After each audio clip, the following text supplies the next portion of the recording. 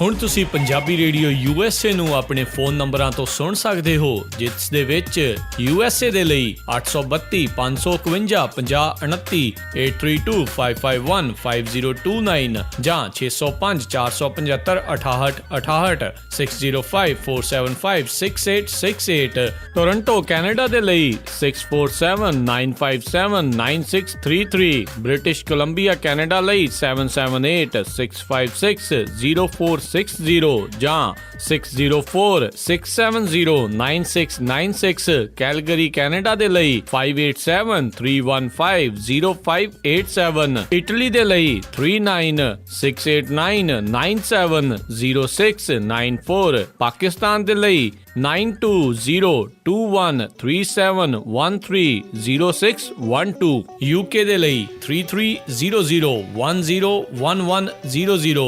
3300101100, Germany ਦੇ ਲਈ 51180904041511 80 90 40 41, France ਦੇ ਲਈ 3318014255 33 180 142 595, ਆਸਟ੍ਰੇਲੀਆ ਦੇ ਲਈ 612080805601 6128280501। ਹੁਣ ਤੁਸੀਂ ਆਪਣੇ ਦੇਸ਼ਾਂ ਦੇ ਵਿੱਚੋਂ ਇਹਨਾਂ ਨੰਬਰਾਂ ਦੇ ਉੱਤੇ ਕਾਲ ਕਰਕੇ ਪੰਜਾਬੀ ਰੇਡੀਓ USA ਨੂੰ ਲਾਈਵ ਸੁਣ ਸਕਦੇ ਹੋ। ਇਸ ਦੇ ਨਾਲ ਹੀ ਤੁਸੀਂ ਖਬਰਾਂ, ਖਬਰ ਤੇ ਨਜ਼ਰ, ਸਿਹਤ ਸੰਭਾਲ ਦਾ ਪ੍ਰੋਗਰਾਮ, ਨਾਨ ਸਟਾਪ ਪੰਜਾਬੀ ਗੀਤ, ਗੁਰਬਾਣੀ ਰੇਡੀਓ, ਸ਼੍ਰੀ ਦਰਬਾਰ ਸਾਹਿਬ ਜੀ ਦੇ ਹੁਕਮਨਾਮਾ ਸਾਹਿਬ ਦੀ ਵਿਆਖਿਆ ਪੰਜਾਬੀ ਅਤੇ ਅੰਗਰੇਜ਼ੀ ਦੇ ਵਿੱਚ, ਵੱਖ-ਵੱਖ ਗੁਰੂ ਘਰਾਂ ਦਾ ਸਿੱਧਾ ਪ੍ਰਸਾਰਣ, ਇਹ ਸਾਰਾ ਕੁਝ ਇਹਨਾਂ ਨੰਬਰਾਂ ਤੇ ਡਾਇਲ ਕਰਕੇ ਸੁਣ ਸਕਦੇ ਹੋ, ਜਾਂ ਸਾਡੀ ਵੈਬਸਾਈਟ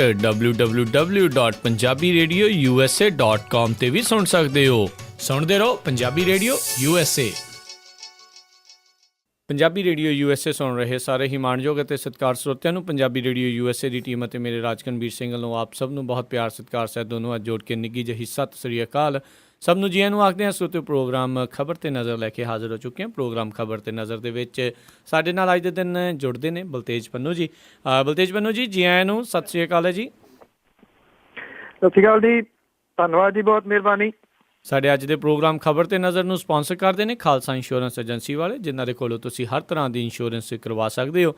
ਉਹਨਾਂ ਦਾ ਫੋਨ ਨੰਬਰ 408 272 2500, 4082722500। ਇਸ ਦੇ ਨਾਲ ਨਾਲ ਗੁਰਦੀਪ ਸਿੰਘ ਵਿਰਦੀ ਕਲੋਵਿਸ ਤੋਂ, ਪ੍ਰੀਤਮ ਸਿੰਘ ਤਲਵਿੰਦਰ ਸਿੰਘ ਗਿੱਲ ਬੇਕਰਸਫੀਲਡ ਤੋਂ, ਸਤਨਾਮ ਸਿੰਘ ਸ਼ੇਰਗਿੱਲ ਕਲੋਵਿਸ ਤੋਂ, ਜਾਫੀ ਸਿੰਘ ਬੇਕਰਸਫੀਲਡ ਤੋਂ, ਸੁੱਚਾ ਸਿੰਘ ਵਾਈਸੀਲੀਆ ਤੋਂ ਅਤੇ Punjabi American senior citizen centre Bakersfield ਤੋਂ। ਅਸੀਂ ਇਹਨਾਂ ਸਾਰਿਆਂ ਦਾ ਬਹੁਤ ਬਹੁਤ ਧੰਨਵਾਦ ਕਰਦੇ ਹਾਂ। ਜੇ ਤੁਸੀਂ ਜਾਂ ਕੋਈ ਹੋਰ ਕਾਰੋਬਾਰ ਇਸ ਪ੍ਰੋਗਰਾਮ ਨੂੰ ਸਪਾਂਸਰ ਕਰਨਾ ਚਾਹੁੰਦੇ ਹੋਣ, ਉਸ ਦੇ ਲਈ ਸੰਪਰਕ ਕਰ ਸਕਦੇ ਹੋ। ਨੰਬਰ 408 722 7698, 408 722 7698 ਦੇ ਉੱਤੇ। ਅਤੇ ਬਲਤੇਜ ਜੀ, ਆਪਣੀ ਗੱਲਬਾਤ ਦਾ ਸਿਲਸਿਲਾ ਜਿਹੜਾ ਸ਼ੁਰੂ ਕਰਦੇ ਹਾਂ, ਗੁੰਡਾ ਟੈਕਸ ਦਾ ਵਾਲੀ ਜਿਹੜਾ ਮਾਮਲਾ ਸਾਹਮਣੇ ਆਇਆ ਸੀ, ਉਸ ਨੂੰ ਹੁਣ ਸਰਕਾਰ ਰਫਾ ਦਫਾ ਕਰਨ ਦੇ ਵਿੱਚ ਰੁੱਝੀ ਹੋਈ ਆ। ਇਹ ਬੜਾ ਅਜੀਬੋ-ਗਰੀਬ ਤਰੀਕੇ ਦਾ ਮਾਮਲਾ ਸੀਗਾ ਜੀ, ਜਿਹਦੇ ਵਿੱਚ ਇੱਕ ਗੱਡੀ ਜਿਹੜੀ ਸੀ ਉਹ ਕਾਬੂ ਆਉਂਦੀ ਹੈ ਪੁਲਿਸ ਦੇ, ਉਹਦੇ ਵਿੱਚ 51 ਲੱਖ ਰੁਪਈਆ ਲੱਭਦਾ। ਜਦੋਂ ਪੁੱਛਿਆ ਜਾਂਦਾ ਕਿ ਪੈਸਾ ਕਿਹਦਾ, ਕਹਿੰਦੇ ਮੰਤਰੀ ਦਾ, ਮੰਤਰੀ ਨੂੰ ਦੇਣ ਚੱਲਿਆ, ਉਹਨੇ ਗੁੰਡਾ ਟੈਕਸ ਲਾਇਆ ਬੀ ਵੇਚਣ ਵਾਲੀਆਂ ਜਿਹੜੀਆਂ ਕੰਪਨੀਆਂ ਨੇ ਉਹਦੇ ਉੱਤੇ ਜੀ। ਤੇ ਫਿਰ ਪੁਲਿਸ ਇਹ ਕਹਿੰਦੀ ਆ ਕਿ ਜਿਹੜੀ ਗੱਡੀ ਸੀ ਉਹ ਨਾਕੇ ਤੋਂ ਗਾਇਬ ਹੋ ਗਈ, ਫਿਰ ਸਾਡੇ ਜਿਹੜੀ ਆ ਜੀ ਉਹ ਕਾਬੂ ਨਹੀਂ ਆਈ। ਇਹ ਹੈਰਾਨਗੀ ਵਾਲੀ ਗੱਲ ਇਹ ਹੈ ਜੀ ਕਿ ਪੁਲਿਸ ਦੇ ਕਾਬੂ ਦੇ ਵਿੱਚੋਂ 51 ਲੱਖ ਰੁਪਈਆ ਨਿਕਲ ਜੇ, ਉਹ ਵੀ ਪੰਜਾਬ ਪੁਲਿਸ ਦੇ ਜੀ। ਇਹ ਤਾਂ ਪੋਸੀਬਲ ਨਹੀਂ ਹੋ ਸਕਦਾ ਨਾ ਜੀ। ਇਹਦਾ ਮਤਲਬ ਇਹ ਕਿ ਉਹਨੇ ਜਿਹੜਾ ਜਾਣ ਬੁੱਝ ਕੇ ਜਿਹੜਾ ਜੀ ਉਹ ਜਾਣ ਦਿੱਤਾ ਇਹਨੂੰ, ਭਾਵ ਕਿ ਉਹਨਾਂ ਨੂੰ ਪਤਾ ਸੀਗਾ ਜੀ ਕਿ ਇਹ ਜਿਹੜਾ ਜੀ ਰੋਕਿਆ ਨਹੀਂ ਜਾ ਸਕਣਾ, ਕਿਉਂਕਿ ਵਜ਼ੀਰ ਦਾ ਨਾਮ ਸਿੱਧਮ ਸਿੱਧਾ ਇਹਦੇ ਵਿੱਚ ਜਿਹੜਾ ਆਉਂਦਾ ਸੀਗਾ। ਜਦੋਂ ਵਜ਼ੀਰ ਦਾ ਨਾਮ ਆ ਗਿਆ, ਜਥੇਦਾਰ ਤੋਤਾ ਸਿੰਘ ਉਹਨਾਂ ਦਾ ਨਾਮ ਆ ਰਿਹਾ ਸੀਗਾ ਜੀ ਇਹਦੇ ਵਿੱਚ, ਮੈਂ ਇਹ ਵੀ ਦੱਸ ਦੇਵਾਂ। ਤਾਂ ਹੁਣ ਜਿਹੜੇ ਆ ਜੀ ਇਹ ਜਿਹੜੀ ਪੰਜਾਬ ਸਰਕਾਰ ਹੈ ਉਹ ਕਿਸੇ ਤਰੀਕੇ ਦੇ ਨਾਲ ਇਸ ਸਭ ਕਾਸੇ ਤੋਂ ਜਿਹੜਾ ਜੀ ਉਹ ਪੱਲਾ ਛੁਡਾ ਲੈਣਾ ਚਾਹੁੰਦੀ ਹੈ। ਜਿਹੜੀਆਂ BT ਬੀਜ ਕੰਪਨੀਆਂ ਦੇ 3 ਅਧਿਕਾਰੀ ਜਿਨ੍ਹਾਂ ਨੂੰ ਹਿਰਾਸਤ ਦੇ ਵਿੱਚ ਲਿਆ ਗਿਆ ਸੀਗਾ, ਉਹਨਾਂ ਨੂੰ ਹੁਣ ਛੱਡ ਦਿੱਤਾ ਗਿਆ ਜੀ, ਔਰ ਬਿਨਾਂ ਕਿਸੇ ਜਿਹੜਾ ਜੀ ਪੁੱਛਗਿੱਛ ਤੋਂ। ਪਹਿਲਾਂ ਜਿਹੜੇ IG ਸੀਗੇ ਜੀ, ਉਹਨਾਂ ਨੇ ਇਹ ਕਿਹਾ ਸੀਗਾ ਕਿ ਇਹਦੀ ਇਨਵੈਸਟੀਗੇਸ਼ਨ ਜਿਹੜੀ ਹੈ ਜੀ ਉਹ ਕਰਵਾਈ ਜਾ ਰਹੀ ਹੈ। ਨਾ ਹੁਣ IG ਬੋਲੇ ਨੇ, ਨਾ ਹੁਣ SSP ਜਿਹੜੇ ਨੇ ਜੀ ਉਹ ਬੋਲੇ ਨੇ। ਪੁਲਿਸ ਵਾਲੇ ਜਿਹੜੇ ਜੀ ਉਹ ਕੋਈ ਵੀ ਇਹਦੇ ਉੱਤੇ ਜਵਾਬ ਜਿਹੜਾ ਉਹ ਦੇਣ ਦੇ ਵਾਸਤੇ ਤਿਆਰ ਜਿਹੜਾ ਜੀ ਉਹ ਨਹੀਂ ਗਾ। ਜੀ ਜਿਹੜੇ ਹੈਗੇ ਨੇ ਜੀ ਮੰਤਰੀ ਤੋਤਾ ਸਿੰਘ ਹੋਰੀ, ਉਹ ਇਹ ਕਹਿੰਦੇ ਨੇ ਕਿ ਮੇਰਾ ਇਸ ਗੁੰਡਾ ਟੈਕਸ ਦੇ ਨਾਲ ਕੋਈ ਵਾਹ ਵਾਸਤਾ ਨਹੀਂ ਹੈ। ਉਹਨਾਂ ਨੇ ਕਿਹਾ ਕਿ ਜਿਹੜੀਆਂ BT ਬੀਜ ਕੰਪਨੀਆਂ ਨੇ ਉਹਨਾਂ ਤੋਂ ਮੈਂ ਕੋਈ ਗੁੰਡਾ ਟੈਕਸ ਜਿਹੜਾ ਸੀਗਾ ਉਹ ਨਹੀਂ ਲਿਆ। ਉਹਨਾਂ ਨੇ ਕਿਹਾ ਕਿ ਜੇ ਬੀਜ ਕੰਪਨੀਆਂ ਨੂੰ ਕੋਈ ਤਕਲੀਫ ਹੈ ਤਾਂ ਉਹ ਇਹਦੀ ਜਾਣਕਾਰੀ ਜਿਹੜੀ ਹੈ ਜੀ ਉਹ ਦੇ ਸਕਦੇ ਨੇ।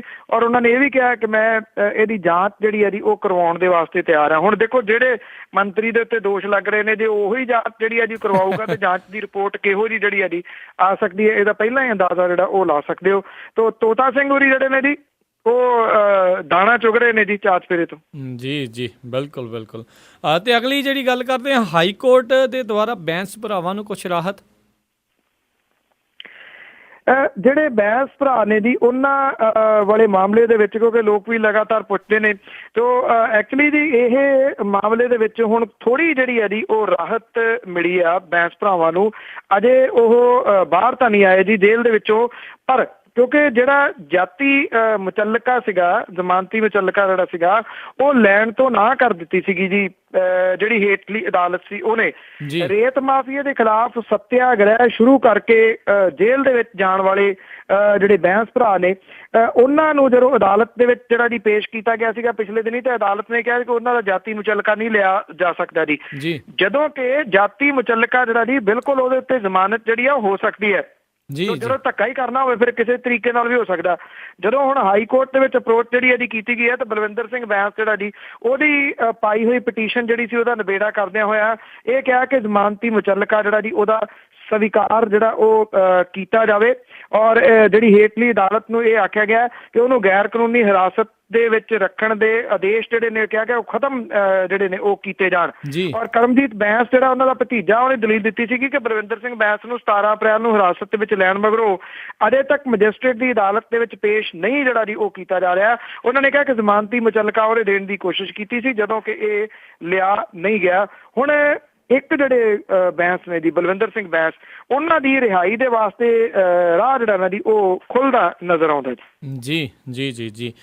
ਤੇ ਤੁਹਾਨੂੰ ਕੀ ਲੱਗਦਾ ਵੀ ਜੇ ਉਹ ਰਿਹਾ ਹੋ ਕੇ ਆਉਂਦੇ ਨੇ ਤਾਂ ਕੀ ਉਸ ਤੋਂ ਬਾਅਦ ਦੇ ਵਿੱਚ ਉੱਦਾਂ ਹੀ ਕਾਰਵਾਈ ਆਪਣੀ ਜਾਰੀ ਰੱਖਣਗੇ, ਜਾਂ ਇਸ ਤੋਂ ਬਾਅਦ ਦੇ ਵਿੱਚ ਸਰਕਾਰ ਦੇ ਕਿਤੇ ਕੰਮ ਤੋਂ ਬਾਅਦ ਦੇ ਵਿੱਚ ਉਹਨਾਂ ਨੂੰ ਥੋੜ੍ਹੀ ਠੰਡ ਪਾਉਣ ਦੇ ਵਿੱਚ ਸਰਕਾਰ ਕਾਬੂ ਹੋਊਗੀ?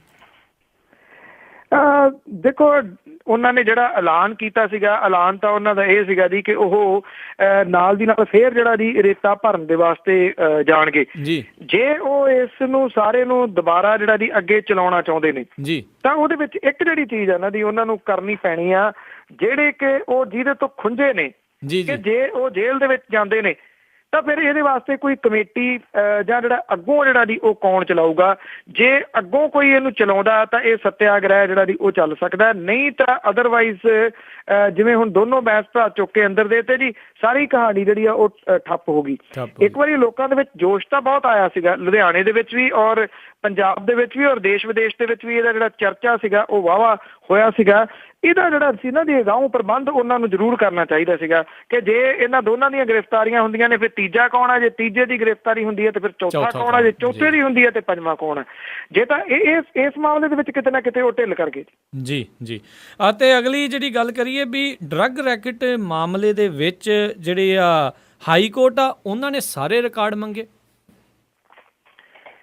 ਐਕਚੁਅਲੀ ਇਹਦੇ ਨਾਲ ਇੱਕ ਤਾਂ ਇਹ ਹੋ ਗਿਆ ਕਿ ਜਿਹੜੇ ਇਨਫੋਰਸਮੈਂਟ ਡਾਇਰੈਕਟੋਰੇਟ ਜਿਹੜੇ ਨੇ ਜੀ ਉਹਦੇ ਜਿਹੜਾ ਜੀ ਜਿਹੜੇ ਉਹਦੇ ਡਾਇਰੈਕਟਰ ਨੇ ਜੀ ਨਿਰੰਜਨ ਸਿੰਘ ਹੋਰੀ, ਇੱਕ ਕਿਸਮ ਦੇ ਨਾਲ ਉਹਨਾਂ ਦੀ ਜਿਹੜੀ ਬਦਲੀ ਹੈ ਨਾ ਜੀ ਇਹ ਤਾਂ ਸਾਰਾ ਕੁਝ ਰੁਕ ਗਿਆ ਜੀ, ਹਾਲ ਦੀ ਘੜੀ ਰੁਕ ਗਿਆ ਜੀ। ਇਹਦੇ ਨਾਲ ਜਿਹੜੇ ਇਹ ਨਵੇਂ ਹੁਕਮ ਆਏ ਨੇ ਇਹਦੇ ਨਾਲ ਨਿਰੰਜਨ ਸਿੰਘ ਦੇ ਨਾਲ ਸੰਬੰਧਿਤ ਜਿਹੜੇ ਕੇਸ ਸੀਗੇ ਜੀ ਉਹ ਫਾਸਟ ਟਰੈਕ ਦੇ ਉੱਤੇ ਜਿਹੜਾ ਜੀ ਉਹ ਆ ਗਿਆ। ਪੰਜਾਬ ਹਰਿਆਣਾ ਹਾਈ ਕੋਰਟ ਨੇ ਡਰੱਗ ਰੈਕਟ ਕੇਸ ਦੇ ਵਿੱਚ ਐਨਫੋਰਸਮੈਂਟ ਡਾਇਰੈਕਟੋਰੇਟ ਦੀ ਜਾਂਚ ਦਾ ਸਮੁੱਚਾ ਰਿਕਾਰਡ ਜਿਹੜਾ ਜੀ ਉਹ ਤਲਬ ਕਰ ਲਿਆ ਔਰ ਅਦਾਲਤ ਦੇ ਡਿਵੀਜ਼ਨ ਬੈਂਚ ਨੇ 30 ਅਪ੍ਰੈਲ ਤੱਕ ਦੀ ਸੀਮਾ ਜਿਹੜੀ ਆ ਜੀ ਉਹ ਤੈਅ ਕਰ ਦਿੱਤੀ ਆ। ਇਹ ਹੁਕਮ ਬੜਾ ਅਹਿਮ ਹੈ ਕਿਉਂਕਿ ਇਸ ਰਿਕਾਰਡ ਦੇ ਵਿੱਚ ਇਨਫੋਰਸਮੈਂਟ ਡਾਇਰੈਕਟੋਰੇਟ ਆਫਿਸਰ ਨਿਰੰਜਨ ਸਿੰਘ 6000 ਕਰੋੜ ਰੁਪਏ ਦੇ ਕੌਮਾਂਤਰੀ ਡਰੱਗ ਰੈਕਟ ਦੇ ਹਵਾਲਾ ਮਾਮਲੇ ਦੇ ਵਿੱਚ ਪੰਜਾਬ ਦੇ ਮਾਲ ਮੰਤਰੀ ਬਿਕਰਮ ਸਿੰਘ ਮਜੀਠੀਆ ਤੋਂ ਵੀ ਜਿਹੜੀ ਆ ਜੀ ਉਹ ਪੁੱਛ ਪੜਤਾਲ ਕਰ ਚੁੱਕੇ ਨੇ ਜੀ। ਇਹ ਜਿਹੜਾ ਬੈਂਚ ਹੈ ਉਹਨੇ ਜਾਣਨਾ ਚਾਹਿਆ ਜੀ ਕਿ ਇਸ ਮਾਮਲੇ ਦੇ ਵਿੱਚ ਮਜੀਠੀਆ ਤੋਂ ਪੁੱਛ ਪੜਤਾਲ ਹੋ ਚੁੱਕੀ ਹੈ ਜਾਂ ਨਹੀਂ। ਜਿਹਦੇ ਕਰਕੇ ਉਹਨਾਂ ਨੇ ਜਿਹੜੇ ਹੈ ਨਾ ਜੀ ਇਹ ਸਾਰੇ ਦਾ ਸਾਰਾ ਰਿਕਾਰਡ ਮੰਗਵਾ ਲਿਆ। ਉਮੀਦ ਕੀਤੀ ਜਾ ਸਕਦੀ ਹੈ ਜੀ ਕਿ ਅੱਗੋਂ ਜਿਹੜਾ ਹੈ ਜੀ ਇਹ ਕਿਤੇ ਨਾ ਕਿਤੇ ਲੱਗਦਾ ਜੀ ਜੋ ਲੱਗ ਰਿਹਾ ਕਿ ਇਹ ਮਾਮਲਾ ਇੱਕ ਵਾਰੀ ਫੇਰ ਜਿਹੜਾ ਜੀ ਉਹ ਭਖ ਸਕਦਾ ਜੀ। ਜੀ ਤੇ ਵਾਕਿਆ ਹੀ ਉਮੀਦ ਆ ਜਾਂ ਫਿਰ ਇੱਕ ਤਰੀਕਾ ਲੱਭ ਲਿਆ ਸਰਕਾਰ ਨੇ ਵੀ ਹਾਈ ਕੋਰਟ ਤੋਂ ਹੀ ਸਿੱਧੇ ਬਰੀ ਕਰਾ ਦਈਏ? ਨਹੀਂ, ਬਰੀ ਨਹੀਂ ਹੋ ਸਕਦੇ ਜੀ, ਹਾਈ ਕੋਰਟ ਤੋਂ ਬਰੀ ਨਹੀਂ ਇੱਦਾਂ ਹੋ ਸਕਦੇ ਜੀ। ਉਹਦੇ ਵਾਸਤੇ ਤਾਂ ਅਦਾਲਤ ਦੇ ਵਿੱਚ ਤਾਂ ਜਿਹੜਾ ਕੇਸ ਇੱਕ ਤਾਂ ਜੀ ਚੱਲੂਗਾ। ਦੂਜਾ ਇਹ ਹੈ ਕਿ ਇਹਦਾ ਜਿਹੜਾ ਹੈ ਨਾ ਜੀ ਰਿਕਾਰਡ ਜਿਹੜਾ ਉਹ ਹੇਠਲੀ ਅਦਾਲਤ ਦੇ ਵਿੱਚ ਪਟਿਆਲੇ ਦੇ ਵਿੱਚ ਪਿਆ ਜੀ, ਵਿਸ਼ੇਸ਼ ਅਦਾਲਤ ਦੇ ਵਿੱਚ ਜਿਹੜਾ ਇਹਦੀ ਚਾਰਜ ਸ਼ੀਟ ਜਿਹੜੀ ਉਹ ਪੇਸ਼ ਕੀਤੀ ਗਈ ਸੀਗੀ ਜੀ। ਏਦਾਂ ਨਹੀਂ ਬਰੀ ਨਹੀਂ ਹੋ ਸਕਦੇ ਜੀ ਹਾਈ ਕੋਰਟ ਦੇ ਵਿੱਚੋਂ, ਉਹਨੂੰ ਹੇਠਲੀ ਅਦਾਲਤ ਦੇ ਥਰੂ ਤਾਂ ਜਿਹੜਾ ਜੀ ਉਹ ਆਉਣਾ ਹੀ ਪਊ। ਜੀ। ਅਤੇ ਅਗਲੀ ਜਿਹੜੀ ਆਪਾਂ ਗੱਲ ਕਰਦੇ ਹਾਂ, ਕਣਕਾਂ ਦੇ ਢੇਰ ਅੰਬਾਰ ਲੱਗ ਰਹੇ ਨੇ ਮੰਡੀਆਂ ਦੇ ਵਿੱਚ। ਸਰਕਾਰ ਜਿਹੜੀ ਕਣਕ ਚੱਕਣ 'ਚ ਅਸਮਰਥ ਨਜ਼ਰ ਆ ਰਹੀ ਆ, ਹੱਥ ਪੈਰ ਫੁੱਲਦੇ ਨਜ਼ਰ ਆ ਰਹੇ ਸਰਕਾਰ ਦੇ। ਹੱਥ ਪੈਰ ਫੁੱਲੇ ਪਏ ਆ ਜੀ ਇਸ ਵੇਲੇ। ਰਜ਼ਮੀ ਸਿਆਸਤ ਜਿਹੜੀ ਹੈ ਇਸ ਮਸਲੇ ਤੇ ਹੋ ਰਹੀ ਹੈ। ਕੈਪਟਨ ਅਮਰਿੰਦਰ ਸਿੰਘ ਹੋਰੀ ਫਿਰ ਰਹੇ ਨੇ ਮੰਡੀਆਂ ਦੇ ਵਿੱਚ, ਪਟਿਆਲੇ ਦੀਆਂ ਮੰਡੀਆਂ ਦੇ ਵਿੱਚ।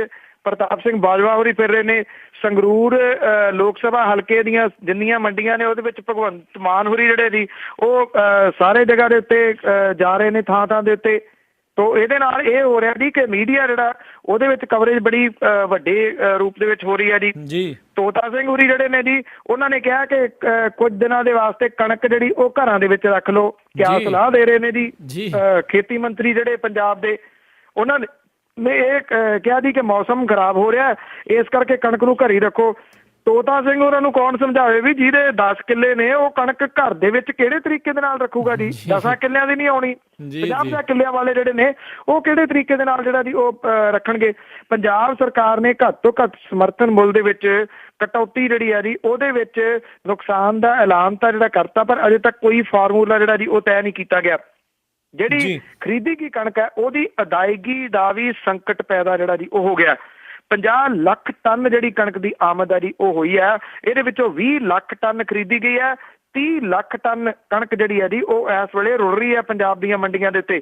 ਤੁਸੀਂ ਅੰਦਾਜ਼ਾ ਲਾ ਸਕਦੇ ਹੋ ਕਿ ਪੰਜਾਬ ਦੀਆਂ ਮੰਡੀਆਂ ਦਾ ਇਸ ਵੇਲੇ ਜਿਹੜਾ ਜੀ ਉਹ ਕੀ ਹਾਲਾਤ ਜਿਹੜੇ ਬਣੇ ਪਏ ਹੋਣਗੇ। ਮੰਡੀਆਂ ਨੂੰ ਛੱਡੋ, ਨੇੜੇ ਤੇੜੇ ਜਿਹੜੀਆਂ ਥਾਵਾਂ ਨੇ ਸੜਕਾਂ ਤੱਕ ਜਿਹੜੀ ਹੈ ਜੀ ਉਹ ਇਸ ਵੇਲੇ ਕਣਕ ਜਿਹੜੀ ਹੈ ਉਹ ਰੁਲ ਰਹੀ ਹੈ ਕਿਸਾਨਾਂ ਦੀ। ਜਿਵੇਂ ਮੈਂ ਤੁਹਾਨੂੰ ਦੱਸਿਆ ਕਿ ਘਰਾਂ ਦੇ ਵਿੱਚ ਕਿੰਨੇ ਜਿਹੜੇ ਹੈਗੇ ਨੇ ਜਿਹੜੇ ਇਸ ਨੂੰ ਰੱਖ ਸਕਦੇ ਨੇ।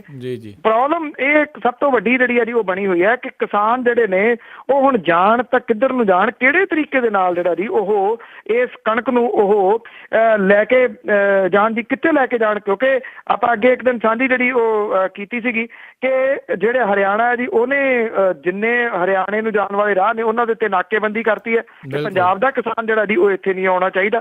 ਤਾਂ ਉਸ ਪਾਸੇ ਤੋਂ ਵੀ ਰਾਹ ਜਿਹੜਾ ਬੰਦ ਹੋ ਗਿਆ। ਜੀ ਬਿਲਕੁਲ। ਤੇ ਕਿਸਾਨਾਂ ਨੇ ਕਈ ਥਾਵਾਂ ਦੇ ਉੱਤੇ ਰੇਲਾਂ ਵੀ ਰੋਕੀਆਂ ਵੀ, ਕਾਫੀ ਉਹ ਵੀ ਦੇਖ ਰਹੇ ਆ ਵੀ ਸਾਡੇ ਨਾਲ ਬਹੁਤ ਮਾੜਾ ਸਲੂਕ ਹੋ ਰਿਹਾ। ਬਿਲਕੁਲ, ਰੇਲ ਜਿਹੜੀਆਂ ਜੀ ਉਹ ਕਿਸੇ ਜਗ੍ਹਾ ਤੇ ਬੱਸਾਂ ਰੋਕੀਆਂ ਜਾ ਰਹੀਆਂ ਨੇ, ਕਿਸੇ ਜਗ੍ਹਾ ਤੇ ਰੇਲਾਂ ਜਿਹੜੀਆਂ ਜੀ ਉਹ ਰੋਕੀਆਂ ਜਾ ਰਹੀਆਂ ਨੇ। ਪਟਿਆਲੇ ਦੇ ਵਿੱਚ ਤਾਂ ਇਹ ਹੋਇਆ ਜੀ ਕਿ ਬਾਰਦਾਨੇ ਵਾਲਾ ਟਰੱਕ ਜਿਹੜਾ ਸੀਗਾ ਨਾ ਜੀ ਉਹ ਇੱਥੇ ਆਇਆ ਤੇ ਕਿਸਾਨਾਂ ਨੇ ਉਹ ਟਰੱਕ ਘੇਰ ਲਿਆ ਜੀ। ਟਰੱਕ ਘੇਰ ਕੇ ਉਹਦੇ ਵਿੱਚੋਂ ਬਾਰਦਾਨਾ ਜਿਹੜਾ ਸੀਗਾ ਉਹ ਸਾਰੇ ਦਾ ਸਾਰਾ ਲਾ ਲਿਆ। ਕਹਿੰਦੇ ਜੀ ਬਾਰਦਾਨੇ ਦਾ ਤੁਸੀਂ ਬਹਾਨਾ ਲਾਉਂਦੇ ਹੋ ਕਿ ਸਾਡੇ ਕੋਲੇ ਬਾਰਦਾਨਾ ਨਹੀਂ, ਆਹ ਚੱਕੋ ਬਾਰਦਾਨਾ ਜੀ, ਉਹਨਾਂ ਨੇ ਲਾ ਲਿਆ। ਸੋ ਇਸ ਕਿਸਮ ਦੇ ਨਾਲ ਖਿਝਿਆ ਹੋਇਆ ਕਿਸਾਨ ਜਿਹੜਾ ਜੀ ਉਹ ਆੜਤੀਆਂ ਦੀ ਗੱਲ ਜਿਹੜਾ ਜੀ ਉਹ ਪਊਗਾ। ਮੇਰੀ ਕੁਝ ਸਮਾਂ ਪਹਿਲਾਂ ਭਗਵੰਤ ਮਾਨ ਹੋਰਾਂ ਦੇ ਨਾਲ ਗੱਲ ਹੋ ਰਹੀ ਸੀ। ਉਹ ਕਹਿੰਦੇ ਮੈਂ ਜਾ ਤਾਂ ਰਿਹਾ ਮੰਡੀਆਂ ਦੇ ਵਿੱਚ, ਪਰ ਹਾਲਾਤ ਇਹ ਨੇ, ਕਹਿੰਦੇ ਆੜਤੀਏ ਕਹਿੰਦੇ ਅਜੇ ਤਾਂ ਤੁਸੀਂ ਕਿਸਾਨਾਂ ਦੀਆਂ ਖੁਦਕੁਸ਼ੀਆਂ ਜਿਹੜੀਆਂ ਉਹ ਸੁਣ ਰਹੇ ਹੋ, ਛੇਤੀ ਤੁਸੀਂ ਆੜਤੀਆਂ ਦੀਆਂ ਖੁਦਕੁਸ਼ੀਆਂ ਵੀ ਸੁਣੋਗੇ ਜਿਹੋ ਜਿਹੇ ਹਾਲਾਤ ਬਣਾਏ ਪਏ ਨੇ ਸਰਕਾਰ ਨੇ। ਜੀ। ਤੇ ਅਗਲੀ ਜਿਹੜੀ ਆਪਾਂ ਗੱਲ ਕਰਦੇ ਹਾਂ ਵੀ ਮਾਲਵੇ ਦੇ ਵਿੱਚ ਔਖੇ ਟਾਈਮ ਦੇ ਉੱਤੇ ਕਿਸਾਨਾਂ ਦੇ ਲਈ ਉੱਥੋਂ ਦੇ ਮੈਰਿਜ ਪੈਲੇਸ ਜਿਹੜੇ ਉਹ ਕੰਮ ਆ ਰਹੇ ਨੇ। ਮਾਲਵੇ ਦੇ ਜਿਹੜੇ ਕਿਸਾਨ ਨੇ ਜੀ ਇਹਨਾਂ ਦੀ ਕਣਕ ਜਿਹੜੀ ਆ ਉਹ ਹੁਣ ਮੈਰਿਜ ਪੈਲੇਸ ਤੇ ਡੇਰਿਆਂ ਦੇ ਵਿੱਚ ਉਤਰਨ ਦੇ ਵਾਸਤੇ ਮਜਬੂਰ ਹੈ ਜੀ। ਮੈਰਿਜ ਪੈਲੇਸ ਜਿੱਥੇ ਅਕਸਰ ਜਿਹੜੇ ਬੈਂਡ ਵਾਜੇ ਵਾਲੇ ਨੇ ਜੀ ਉਹਨਾਂ ਦੇ ਵਾਜੇ ਵੱਜਦੇ ਸੁਣਾਈ ਦਿੰਦੇ ਨੇ ਜੀ। ਉੱਥੇ ਕਨਾਤਾਂ ਲੱਗੀਆਂ ਹੋਈਆਂ ਜਿਹੜੀਆਂ ਉਹ ਦਿਖਾਈ ਦਿੰਦੀਆਂ ਨੇ। ਬਾਹਰ ਵੱਡੀਆਂ ਗੱਡੀਆਂ ਦਾ ਇਕੱਠ ਵਿਆਹ ਦੇ ਵਿੱਚ ਆਉਣ ਵਾਲੀਆਂ ਦਿਖਾਈ ਦਿੰਦੀਆਂ ਨੇ। ਪਰ ਹੁਣ ਜਿਹੜਾ ਜੀ ਇਸ ਵੇਲੇ ਹਾਲਾਤ ਜਿਹੜੇ ਨੇ ਉਹ ਕਣਕ ਦੇ ਇੰਨੇ ਬੁਰੇ ਹੋ ਗਏ ਨੇ ਕਿ ਕਿਸਾਨਾਂ ਨੂੰ ਮੰਡੀਆਂ ਦੇ ਵਿੱਚ ਜਿਹੜੀ ਆ ਜੀ ਕਣਕ ਲਾਉਣ ਦੇ ਵਾਸਤੇ ਥਾਂ ਨਹੀਂ ਮਿਲ ਰਿਹਾ ਜੀ। ਜ਼ਿਲ੍ਹਾ ਬਠਿੰਡਾ ਦੇ ਵਿੱਚ 31% ਦੀ ਕਣਕ ਦੀ ਚੁਕਾਈ ਹੋਈ ਹੈ ਔਰ 4.33 ਲੱਖ ਮੀਟ੍ਰਿਕ ਟਨ ਜਿਹੜੀ ਕਣਕ ਵਿਕੀ ਆ, ਜਿਹਦੇ ਵਿੱਚੋਂ 79,613 ਮੀਟ੍ਰਿਕ ਟਨ ਜਿਹੜੀ ਉਹ ਚੁੱਕੀ ਗਈ ਆ ਜੀ। ਹੁਣ ਇਹ ਕੀਤਾ ਗਿਆ ਜੀ ਕਿ ਜਿਹੜੇ ਇੱਥੇ ਮੈਰਿਜ ਪੈਲੇਸ ਨੇ ਉਹਨਾਂ ਨੂੰ ਤਬਦੀਲ ਜਿਹੜਾ ਜੀ ਉਹ ਕਰ ਲਿਆ ਗਿਆ ਜਿਹੜਾ ਮੰਡੀ ਦੇ ਰੂਪ ਦੇ ਵਿੱਚ। ਜਿਹੜੇ ਮੈਰਿਜ ਪੈਲੇਸ ਨੇ ਉਹ ਹੁਣ ਨੱਕੋ ਨੱਕ ਭਰੇ ਪਏ ਨੇ ਜੀ ਕਣਕਾਂ ਦੇ ਨਾਲ ਜੀ। ਉੱਥੇ ਕਣਕ ਜਿਹੜੀ ਹੈ ਜੀ ਉਹ ਇਸ ਵੇਲੇ ਲੱਗੀ ਪਈ ਹੈ। ਜਿਹੜੇ ਕਿਸਾਨ ਨੇ ਉਹ ਕਹਿੰਦੇ ਸਾਨੂੰ ਤਾਂ ਜਗ੍ਹਾ ਜਿਹੜੀ ਹੈ ਜੀ ਉਹ ਚਾਹੀਦੀ ਹੈ। ਜਿਹੜੇ ਕਈਆਂ ਥਾਵਾਂ ਦੇ ਉੱਤੇ ਬੱਸ ਸਟੈਂਡਾਂ ਦੇ ਵਿੱਚ ਵੀ ਜਿਹੜੀ ਇਹ ਕਣਕ ਹੈ ਉਹ ਲਾਈ ਪਈ ਹੈ ਜੀ। ਔਰ ਜਿਹੜੀ ਚੁੱਕੀ ਵੀ ਗਈ ਹੈ ਉਹ ਬੋਰੀ ਜਿਹੜੀ ਭਰੀ ਪਈ ਹੈ, ਤੇ ਬੋਰੀ ਜਿਹੜੀਆਂ ਦੀ ਅੱਗੋਂ ਚੁਕਾਈ ਦੇ ਵਿੱਚ ਜਿਹੜੀ ਹੈ ਜੀ ਵੱਡੀ ਮੁਸ਼ਕਲ ਆ ਰਹੀ ਹੈ। ਨਾ ਤਾਂ ਤੁਲਾਈ ਹੋ ਰਹੀ ਹੈ, ਨਾ ਖਰੀਦਦਾਰੀ ਹੋ ਰਹੀ ਹੈ। ਜੇ ਖਰੀਦਦਾਰੀ ਵੀ ਹੋ ਗਈ, ਤੁਲਾਈ ਵੀ ਹੋ ਗਈ, ਤੇ ਅੱਗੋਂ ਜਿਹੜੀ ਹੈ ਜੀ ਉਹ ਚੁਕਾਈ ਜਿਹੜੀ ਆ ਉਹ ਨਹੀਂ ਹੋ ਰਹੀ ਜੀ। ਜਿਹੜੇ ਖੁਰਾਕ ਤੇ ਸਪਲਾਈਜ਼ ਕੰਟਰੋਲਰ ਨੇ ਉਹ ਕਹਿੰਦੇ ਨੇ ਕਿ ਮੰਡੀਆਂ ਛੋਟੀਆਂ ਹੋਣ ਕਰਕੇ ਕਿਸਾਨਾਂ ਨੂੰ ਇੱਧਰ ਉੱਧਰ ਫਸਲ ਜਿਹੜੀ ਹੈ ਜੀ ਉਹ ਲਾਉਣੀ ਪੈ ਰਹੀ ਆ। ਉਹ ਕਹਿੰਦੇ ਹਰ ਸਾਲ ਹੀ ਹੁੰਦਾ ਤੇ ਕਣਕ ਦੀ ਚੁਕਾਈ ਦੇ ਵਿੱਚ ਹੁਣ ਤੇਜ਼ੀ ਜਿਹੜੀ ਹੈ ਜੀ ਉਹ ਆ ਜਾਊਗੀ। ਪਰ ਇੱਕ ਜਵਾਬ ਜਿਹੜਾ ਜੀ ਕਿਸੇ ਕੋਲੇ ਨਹੀਂ ਹੈਗਾ ਕਿ ਜਦੋਂ ਕੈਪਟਨ ਅਮਰਿੰਦਰ ਸਿੰਘ ਹੋਰਾਂ ਦੀ ਸਰਕਾਰ ਹੁੰਦੀ ਸੀਗੀ ਉਦੋਂ ਇਹ ਜਿਹੜੀ ਕਣਕ ਸੀਗੀ ਉਹ ਕਿਵੇਂ ਜਿਹੜੀ ਹੈ ਜੀ ਚੁੱਕੀ ਜਾਂਦੀ ਹੁੰਦੀ ਸੀਗੀ। ਦਿਨਾਂ ਦੇ ਵਿੱਚ ਕਦੀ ਕਿਸੇ ਕਿਸਾਨ ਨੂੰ ਮੁਸ਼ਕਲ ਨਹੀਂ ਸੀ ਆਈ, ਔਰ ਕਦੀ ਜਿਹੜਾ ਜੀ ਇਹ ਨਾ ਅਦਾਇਗੀ ਦੇ ਵਿੱਚ ਨਾ ਚੁੱਕਣ ਦੇ ਵਿੱਚ ਜਿਹੜੀ ਸੀਗੀ ਉਹ ਕੋਈ ਮੁਸ਼ਕਲ ਪੇਸ਼ ਆਈ ਸੀਗੀ। ਉਦੋਂ ਕਿਵੇਂ ਕਿਹੜੇ ਤਰੀਕੇ ਦੇ ਨਾਲ ਜਿਹੜੀ ਜੀ ਨਾਲ ਦੀ ਨਾਲ ਚੁੱਕੀ ਜਾਂਦੀ ਹੁੰਦੀ ਸੀ? ਉਹਨਾਂ ਕੋਲੇ ਕਿਹੜਾ ਜਿਹੜਾ ਜੀ ਜਾਦੂ ਮੰਤਰ ਦੀ ਕੋਈ ਛੜੀ ਸੀਗੀ ਜੀ। ਸੋ ਇਸ ਕਰਕੇ ਕਿਤੇ ਨਾ ਕਿਤੇ ਜਿਹੜੇ ਜੀ ਉਹ ਲੋਕ ਜਿਹੜੇ ਨੇ, ਕਿਸਾਨ ਜਿਹੜੇ ਨੇ, ਉਹ ਇਹ ਗੱਲ ਨੂੰ ਦੇ ਵਾਸਤੇ ਸੋਚ ਤਾਂ ਜ਼ਰੂਰ ਰਹੇ ਹੋਣਗੇ ਜੀ ਕੈਪਟਨ ਅਮਰਿੰਦਰ ਸਿੰਘ ਹੋਰਾਂ ਦੇ ਬਾਰੇ। ਬਿਲਕੁਲ ਬਿਲਕੁਲ ਜੀ ਜੀ। ਅਤੇ ਅਗਲੀ ਜੇ ਆਪਾਂ ਗੱਲ ਕਰੀਏ ਵੀ ਖੇਤੀ ਖੋਜਾਂ ਦੇ ਲਈ ਵਰਤਣ ਵਾਲੀ ਜਿਹੜੀ ਜ਼ਮੀਨ ਆ ਉੱਥੇ ਸਰਕਾਰ ਹੁਣ ਮੱਛੀਆਂ ਵੇਚੇਗੀ। ਪੰਜਾਬ ਸਰਕਾਰ ਨੇ ਐਕਚੁਅਲੀ ਜਿੱਥੇ ਤੇ ਕੋਈ ਜ਼ਮੀਨ ਪਈ ਹੈ ਨਾ ਜੀ ਉਹਨੇ ਉੱਤੇ ਅੱਖ ਤਾਂ ਰੱਖੀ ਹੋਈ ਹੈ ਕਿ ਇੱਥੇ ਕਿ ਹੈਗੀ ਆ ਹੁਣ ਇਹ ਲੈਣੀ ਹੈ ਜੀ ਜੀ। ਔਰ ਹੁਣ ਸਰਕਾਰ ਨੇ ਬਠਿੰਡੇ ਦੇ ਵਿੱਚ ਜਿਹੜੀ ਐਗਰੀਕਲਚਰ ਦੇ ਵਾਸਤੇ ਜਿਹੜੀਆਂ ਖੋਜਾਂ ਕੀਤੀਆਂ ਜਾਂਦੀਆਂ ਨੇ ਜੀ ਉਹਦੀ ਜ਼ਮੀਨ ਜਿਹੜੀ ਹੈ ਜੀ ਉਹ ਪਈ ਆ। ਹੁਣ ਪੰਜਾਬ ਖੇਤੀਬਾੜੀ ਯੂਨੀਵਰਸਿਟੀ ਦੀ ਬਠਿੰਡਾ ਵਿਚਲੀ ਜਿਹੜੀ ਜ਼ਮੀਨ ਹੈ ਉਹ ਸਰਕਾਰ ਨੇ ਆਪਣੇ ਹੱਥਾਂ ਦੇ ਵਿੱਚ ਜਿਹੜੀ ਉਹ ਲੈਣ ਲੱਗੀ ਆ। ਬਠਿੰਡੇ ਦੇ ਵਿੱਚ ਖੇਤੀ ਖੋਜਾਂ ਵਾਲੀ ਜ਼ਮੀਨ ਜਿਹੜੀ ਹੈ ਮੱਛੀ ਮਾਰਕੀਟ ਤੇ ਏਮਸ ਜਿਹੜੇ ਨੇ ਉਹ ਨਾਲ ਬਣਨਗੇ ਜੀ। ਤੁਸੀਂ ਇਹਨਾਂ ਦਾ ਜਿਹੜਾ ਕੰਬੋ ਦੇਖੋ ਜੀ, ਮੱਛੀ ਮਾਰਕੀਟ ਤੇ ਏਮਸ ਜਿਹੜੇ ਉਹ ਨਾਲ ਉਹਨਾਂ ਦੀ ਕੰਧ ਜਿਹੜੀ ਹੈ ਜੀ ਉਹ ਸਾਂਝੀ ਹੋਊਗੀ। ਨਵੇਂ ਹਾਲਾਤ ਦੇ ਵਿੱਚ ਕੌਮਾਂਤਰੀ ਕ੍ਰਿਕਟ ਸਟੇਡੀਅਮ ਜਿਹੜਾ ਜੀ ਉਹ ਨਹੀਂ ਬਣੂਗਾ। ਅਕਾਲੀ ਸਰਕਾਰ ਬਣੀ ਸੀ ਤਾਂ ਖੇਤੀ ਖੋਜਾਂ ਵਾਲੀ 25 ਏਕੜ ਜ਼ਮੀਨ ਦੇ ਵਿੱਚ ਇੰਟਰਨੈਸ਼ਨਲ ਕ੍ਰਿਕਟ ਸਟੇਡੀਅਮ ਦੇ ਵਾਸਤੇ ਥਾਂ ਜਿਹੜੀ ਉਹ ਲਈ ਗਈ ਸੀਗੀ ਜੀ। ਮੁੱਖ ਮੰਤਰੀ ਪ੍ਰਕਾਸ਼ ਸਿੰਘ ਬਾਦਲ ਹੋਰਾਂ ਨੇ 8 ਦਸੰਬਰ 2007 ਨੂੰ ਬਠਿੰਡੇ ਦੇ ਵਿੱਚ 50,000 ਸੀਟਾਂ ਦੀ ਸਮਰੱਥਾ ਵਾਲੇ ਕ੍ਰਿਕਟ ਸਟੇਡੀਅਮ ਦਾ ਨੀਂਹ ਜਿਹੜਾ ਉਹ ਰੱਖਿਆ ਸੀਗਾ। ਕੌਮਾਂਤਰੀ ਸਟੇਡੀਅਮ ਦੀ ਇਹ ਜਿਹੜੀ ਤਕਨੀਕ ਸੀ ਉਹ ਤਿਆਰ ਕਰਨ ਤੋਂ ਪਿੱਛੋਂ ਪੰਜਾਬ ਸਰਕਾਰ ਨੇ 2013 ਦੇ ਵਿੱਚ ਮਿੰਨੀ ਖੇਡ ਸਟੇਡੀਅਮ ਬਣਾਏ ਜਾਣ ਦੀ ਜਿਹੜੀ ਉਹ ਯੋਜਨਾ ਬਣਾਈ ਸੀਗੀ ਜੀ। ਹੁਣ ਬਠਿੰਡਾ ਡੱਬ ਵਾਲੀ ਮੁੱਖ ਸੜਕ ਦੇ ਉੱਤੇ 3.5 ਏਕੜ ਜ਼ਮੀਨ ਦੇ ਵਿੱਚ ਮੱਛੀ ਮਾਰਕੀਟ ਦੀ ਉਸਾਰੀ ਜਿਹੜੀ ਉਹ ਹੋਣੀ ਸ਼ੁਰੂ ਹੋ ਗਈ ਹੈ। ਕੌਰ ਬਾਦਲ ਨੇ ਇੱਥੇ ਇੱਕ ਟ੍ਰੇਨਿੰਗ ਸੈਂਟਰ ਦਾ ਨੀਂਹ ਪੱਥਰ ਰੱਖਿਆ ਸੀਗਾ। ਸਰਕਾਰ ਨੇ ਹੁਣ ਇਸ ਜ਼ਮੀਨ ਦੇ ਵਿੱਚੋਂ 80 ਏਕੜ ਜ਼ਮੀਨ ਜਿਹੜੀ ਆ ਉਹ ਏਮਸ ਦੇ ਵਾਸਤੇ ਦੇਣ ਦਾ ਫੈਸਲਾ ਜਿਹੜਾ ਜੀ ਉਹ ਕਰ ਲਿਆ। ਪੰਜਾਬ ਖੇਤੀਬਾੜੀ ਯੂਨੀਵਰਸਿਟੀ ਦੇ ਮੱਛੀ ਮਾਰਕੀਟ ਜਿਹੜੀਆਂ ਦੀ ਉਹ ਨਾਲ ਜਿਹੜੀਆਂ ਦੀ ਉਹ ਹੋਣਗੀਆਂ। ਸੋ ਜਿਹੜੇ ਕੰਮ ਦੇ ਵਾਸਤੇ ਇਹ ਜ਼ਮੀਨ ਸੀਗੀ ਜੀ ਉਹ ਹੁਣ ਉੱਥੋਂ ਜਿਹੜੀ ਦੀ ਉਹ ਖੋਹ ਲਈ ਗਈ ਹੈ। ਸੋ ਦੇਖਦੇ ਹਾਂ ਜੀ ਕਿ ਮੱਛੀ ਜਿਹੜੀ ਹੈ ਜੀ ਉਹ ਕਿਹੜੇ ਤਰੀਕੇ ਦੇ ਨਾਲ ਵਿਕਦੀ ਹੈ ਸਰਕਾਰ ਦੀ, ਔਰ ਲੋਕਾਂ ਦੇ ਛੋਲੇ ਜ਼ਰੂਰ ਜਿਹੜੇ ਜੀ ਵੇਚ ਦਿੱਤੇ ਸਰਕਾਰ ਨੇ। ਜੀ ਜੀ ਬਿਲਕੁਲ ਜੀ। ਖੇਤੀ ਵਾਲਿਆਂ ਵਾਸਤੇ ਤਾਂ ਵੈਸੇ ਹੀ ਕੋਈ ਜਿਹੜਾ ਸਮਾਧਾਨ ਉਹ ਲੱਭ ਨਹੀਂ ਰਹੇ ਤੇ ਉਹਨਾਂ ਦੇ ਲਈ ਖੋਜ ਭਰਪੂਰ ਜਿਹੜੀ ਜ਼ਮੀਨ ਆ ਉਹ ਵੀ ਜਿਹੜੀ ਆ ਉਸ 'ਤੇ ਕਹਿ ਲਓ ਵੀ ਦੱਬ ਲਈ ਆ। ਅਗਲੀ ਜਿਹੜੀ ਗੱਲ ਕਰਦੇ ਹਾਂ, ਮੁੱਖ ਮੰਤਰੀ ਪ੍ਰਕਾਸ਼ ਬਾਦਲ ਜਿਹੜੇ ਆ ਪੁਰਾਣੇ ਸਾਡੇ ਪ੍ਰਧਾਨ ਮੰਤਰੀ ਆ ਮਨਮੋਹਨ ਸਿੰਘ ਆ ਉਹਨਾਂ ਨੂੰ ਮਿਲੇ ਆ ਤੇ ਕੁਝ ਗੁੱਝੇ ਸੰਕੇਤ ਸਾਹਮਣੇ ਆ ਰਹੇ ਆ। ਕਾਫੀ ਜਿਹੜੀਆਂ ਇਸ ਦੇ ਵਿੱਚ ਕਿਆਸਰਾਈਆਂ ਲਾਈਆਂ ਜਾ ਰਹੀਆਂ ਵੀ ਕੀ ਹੋਇਆ ਹੋ ਸਕਦਾ। ਮੈਂ ਕੱਲ ਵੀ ਗੱਲ ਨਾਲ ਜੀ ਸਾਂਝੀ ਕੀਤੀ ਸੀਗੀ ਕਿ ਪ੍ਰਕਾਸ਼ ਸਿੰਘ ਬਾਦਲ ਹੋਰੀ ਜਿਹੜੇ ਨੇ ਉਹ ਐਵੇਂ ਤਾਂ ਮਿਲਦੇ ਨਹੀਂ ਜੀ ਕਿਸੇ ਨੂੰ ਜੀ ਜੀ। ਉਹ ਡਾਕਟਰ ਮਨਮੋਹਨ ਸਿੰਘ ਉਹਨਾਂ ਨੇ ਇਹ ਤਾਂ ਹੋ ਨਹੀਂ ਸਕਦਾ ਕਿ ਰਾਹ ਭੁੱਲ ਗਏ ਜੀ ਕਿ ਕਈ ਵਾਰੀ ਕਿਸੇ ਦਾ ਬੂਹਾ ਖੜਕਾਤਾ, ਅੱਛਾ ਇਹ ਤੁਹਾਡਾ ਘਰ ਸੀਗਾ ਜੀ, ਸੌਰੀ ਅਗਲਾ ਕਹਿੰਦਾ ਕੋਈ ਨਹੀਂ ਚਾਹ ਪੀ ਜਾਓ, ਤੇ ਉਹ ਫੋਟੋ ਲਵਾਤੀ। ਉਹਨਾਂ ਨੂੰ ਗੁਲਦਸਤਾ ਦਿੰਦਿਆਂ ਦੀ ਫੋਟੋ ਮੈਂ ਕੱਲ ਵੀ ਗੱਲ ਕੀਤੀ ਸੀ ਕਿ ਕਿਸੇ ਨਾ ਕਿਸੇ ਖਾਸ ਕਾਰਨ ਕਰਕੇ ਜਿਹੜੀ ਹੈ ਜੀ ਉਹ ਦਿੱਤੀ ਗਈ ਹੋਊਗੀ। ਇਹਦੇ ਪਿਛਲੀ ਜਿਹੜੀ ਹੈ ਜੀ ਤਸਵੀਰ ਮੈਂ ਕਿਹਾ ਸੀਗਾ ਕਿ ਆਉਣ ਵਾਲੇ ਦਿਨਾਂ 'ਚ ਜਿਹੜੀ ਉਹ ਸਾਹਮਣੇ ਆਊਗੀ। ਕੁਝ ਚੀਜ਼ਾਂ ਜਿਹੜੀਆਂ ਉਹ ਸਾਹਮਣੇ ਆ ਰਹੀਆਂ ਨੇ ਜੀ ਕਿ ਸੁਰਜੀਤ ਸਿੰਘ ਬਰਨਾਲਾ ਹੋਰਾਂ ਨੂੰ ਤੁਹਾਨੂੰ ਯਾਦ ਹੋਣਾ ਜੀ ਇੱਕ ਵਾਰੀ 1996 ਦੇ ਵਿੱਚ ਲੋਕ ਜੀ, ਸਭਾ ਜੀ। ਦੀਆਂ ਚੋਣਾਂ ਦੇ ਦੌਰਾਨ ਜਿਹੜਾ ਤੀਜਾ ਫਰੰਟ ਉੱਭਰ ਰਿਹਾ ਸੀਗਾ, ਤੀਜੇ ਫਰੰਟ ਨੇ ਸੁਰਜੀਤ ਸਿੰਘ ਬਰਨਾਲਾ ਹੋਰਾਂ ਦੇ ਨਾਮ ਦੇ ਉੱਤੇ ਸਹੀ ਪਾਤੀ ਸੀ ਕਿ ਇਸ ਬੰਦੇ ਨੂੰ ਪ੍ਰਧਾਨ ਮੰਤਰੀ ਬਣਾ ਦਿਓ। ਸਾਰੀਆਂ ਧਿਰਾਂ ਨੂੰ ਉਹ ਮਨਜ਼ੂਰ ਸੀਗਾ। ਜੀ ਪ੍ਰਕਾਸ਼ ਸਿੰਘ ਬਾਦਲ ਉਹਨਾਂ ਨੂੰ ਇਹ ਮਨਜ਼ੂਰ ਨਹੀਂ ਸੀਗਾ ਕਿ ਸੁਰਜੀਤ ਸਿੰਘ ਬਰਨਾਲਾ ਉਹਨਾਂ ਤੋਂ ਜੂਨੀਅਰ ਪ੍ਰਧਾਨ ਮੰਤਰੀ ਕਿਵੇਂ ਬਣ ਸਕਦਾ ਜੀ। ਜੀ ਜੀ ਉਹਨਾਂ ਨੇ ਇਹਨਾਂ ਨੂੰ ਪ੍ਰਧਾਨ ਮੰਤਰੀ ਦੇ ਉਮੀਦਵਾਰ ਵਜੋਂ ਜਿਹੜਾ ਸੀਗਾ ਉਹ ਪ੍ਰਵਾਨ ਨਹੀਂ ਸੀ ਕੀਤਾ, ਜਿਹਦੀ ਵਜ੍ਹਾ ਕਰਕੇ ਉਹਨਾਂ ਨੇ ਜਿਹੜੇ ਅਟਲ ਬਿਹਾਰੀ ਵਾਜਪੇਈ ਸੀਗੇ ਉਹਨਾਂ ਦੀ ਅਗਵਾਈ ਹੇਠਲੀ 13 ਦਿਨਾਂ ਦੀ ਸਰਕਾਰ ਜਿਹੜੀ ਸੀ ਉਹ ਬਣਾਉਣ ਦੇ ਵਾਸਤੇ ਰਾਹ ਜਿਹੜਾ ਸੀਗਾ ਉਹ ਸਾਫ਼ ਕੀਤਾ ਸੀਗਾ। ਜੀ ਉਦੋਂ ਬਾਅਦ ਉਹ ਜਿਹੜਾ ਜੀ ਨਾਲ ਜੁੜ ਗਏ ਪੱਕੇ ਰੂਪ ਦੇ ਵਿੱਚ ਭਾਰਤੀ ਜਨਤਾ ਪਾਰਟੀ ਦੇ ਨਾਲ। ਫਿਰ ਜਿਹੜੀ ਸੀ ਬੀਜੇਪੀ ਦੀ ਜਿਹੜੀ ਸਰਕਾਰ ਸੀ ਉਹਨੇ 6 ਸਾਲ ਦੇ ਵਾਸਤੇ ਜਿਹੜਾ ਸੀਗਾ ਉਹ ਰਾਜ ਕੀਤਾ। ਔਰ ਹੁਣ ਜਿਹੜਾ ਜੀ ਉਹ ਅਕਾਲੀ ਦਲ ਜਿਹੜਾ ਭਾਈਵਾਲ ਹੈ ਉਹਨਾਂ ਦੀ ਨੂੰਹ ਜਿਹੜੀ ਹੈ ਉਹ ਸੈਂਟਰ ਦੇ ਵਿੱਚ ਵਜ਼ੀਰ ਹੈ ਹਰਸਿਮਰਤ ਕੌਰ ਬਾਦਲ। ਫਿਰ ਉਹ ਡਾਕਟਰ ਮਨਮੋਹਨ ਸਿੰਘ ਹੋਰਾਂ ਦੇ ਕੋਲੇ ਕਿਉਂ ਗਏ?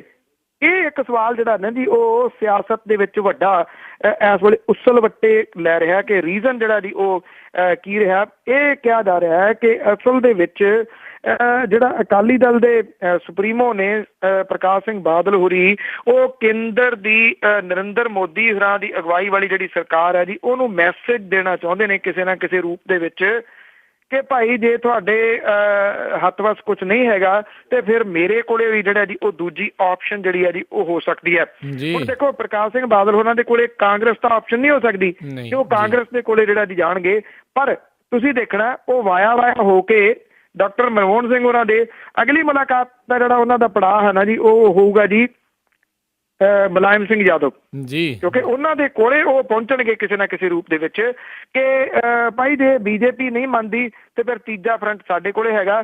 ਪਰ ਅਜੇ ਉਹ ਜਨਤਾ ਪਰਿਵਾਰ ਦੀ ਜਿਹੜੀ ਸਿਚੁਏਸ਼ਨ ਆ ਉਹ ਤੇਲ ਦੇਖੋ, ਤੇਲ ਦੀ ਧਾਰ ਦੇਖੋ ਵਾਲੀ ਸਿਚੁਏਸ਼ਨ ਦੇ ਉੱਤੇ ਉਹ ਕੰਮ ਕਰ ਰਹੇ ਨੇ। ਉਂਝ ਵੈਸੇ ਦੱਸ ਦਈਏ ਕਿ ਜਿਹੜੇ ਪਰਿਵਾਰ ਦੇ ਉਹ ਬਜ਼ੁਰਗ ਨੇ, ਜਿਹੜੇ ਪਰਿਵਾਰ ਦੇ ਉਹ ਮੁਖੀ ਦੇ ਤੌਰ ਦੇ ਉੱਤੇ ਅਖਵਾਉਂਦੇ ਨੇ ਉਹ ਚੌਟਾਲਾ ਪਰਿਵਾਰ ਹੈ ਤੇ ਚੌਟਾਲਾ ਪਰਿਵਾਰ ਨੂੰ ਉਹਨਾਂ ਨੇ ਜਨਤਾ ਪਰਿਵਾਰ ਦੇ ਨਾਲ ਪਹਿਲਾਂ ਹੀ ਉਹਦਾ ਹੱਥ ਮਿਲਾ ਦਿੱਤਾ ਹੋਇਆ। ਜੀ ਜੀ ਜੀ। ਸੋ ਤੇ ਨਾਲ ਇਹ ਵੀ ਜਿਹੜੀਆਂ ਕਈ ਗੱਲਾਂ ਸਾਹਮਣੇ ਆ ਰਹੀਆਂ ਸੀ ਵੀ ਉਹ ਕਹਿ ਰਿਹਾ ਵੀ ਜੇ ਮੈਂ ਪੰਜਾਬ ਦੀ ਸਿਆਸਤ ਚੋਂ ਲਾਂਭੇ ਹੋ ਗਿਆ ਤੇ ਪੰਜਾਬ ਕਿਸੇ ਕੋ ਵੀ ਸਾਂਭਿਆ ਨਹੀਂ ਜਾਣਾ। ਜਿਹੜੀ ਟਟੀਰੀ ਹੈ ਨਾ ਜੀ ਟਟਿਓਲੀ ਉਹ ਲੱਤਾਂ ਤਾਂ ਕਰਕੇ ਸੌਂਦੀ ਹੈ ਰਾਤ ਨੂੰ ਵੀ ਜੇ ਮੈਂ ਲੱਤਾਂ ਥੱਲੇ ਕਰਨੀਆਂ ਤਾਂ ਅਸਮਾਨ ਡਿੱਗ ਪੈਣਾ ਜੀ। ਜੀ ਜੀ ਜੀ ਬਿਲਕੁਲ। ਤੇ ਸਰੋਤਿਓ ਇਹ ਸੀਗੀਆਂ ਸਾਡੀਆਂ ਕੁਛ ਗੱਲਾਂ ਤੇ ਕੁਛ ਖਬਰਾਂ ਜਿਨ੍ਹਾਂ ਦੇ ਬਾਰੇ ਸਾਨੂੰ ਜਾਣਕਾਰੀ ਦੇ ਰਹੇ ਸੀਗੇ ਬਲਤੇਜ ਪੰਨੂ ਜੀ। ਤੇ ਪੰਨੂ ਜੀ ਜਾਣ ਦਾ ਵੇਲਾ ਹੋ ਗਿਆ, ਪਰ ਉਸ ਤੋਂ ਪਹਿਲਾਂ ਅਜਨਾਮਾ ਕਿ ਆਈ ਫੇਰ ਤੋਂ ਖਬਰ ਹੈ ਮਾਣ ਵਾਲੀ, ਕਰਦਾ ਪਿਆ ਤਰੱਕੀ ਪੰਜਾਬ ਮੀਆਂ ਜੀ। ਆਈ ਫੇਰ ਤੋਂ ਖਬਰ ਹੈ ਮਾਣ ਵਾਲੀ, ਕਰਦਾ ਪਿਆ ਤਰੱਕੀ ਪੰਜਾਬ ਮੀਆਂ, ਕਰਦੇ ਕੰਮ ਨਹੀਂ ਗੱਭਰੂ ਖੇਤ ਜਾ ਕੇ ਜਾਂਦੇ ਡੌਲੇ ਹਨ ਦੇਈ ਜਵਾਬ ਮੀਆਂ ਜੀ।